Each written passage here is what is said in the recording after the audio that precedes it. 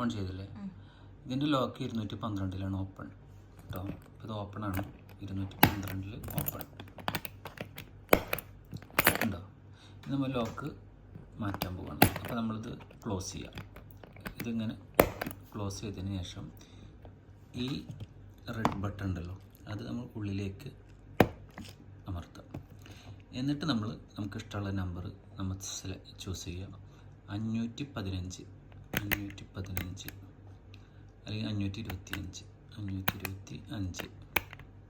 ഇപ്പോൾ ഈ നമ്പറിലാണ് സെറ്റായിരിക്കുന്നത്. ഇനി നമ്മൾ ഇത് അമർത്തി കഴിഞ്ഞാൽ ഈ റെഡ് ബട്ടൺ ഓൺ ആവും, ലോക്ക് വിടും കേട്ടോ. ഉണ്ടോ? ഇപ്പോൾ ഇത് 525 ലോക്ക്. നേരത്തെ 212 നമുക്ക് നോക്കാം. സെറ്റായോ? യെസ്, ഉണ്ടോ?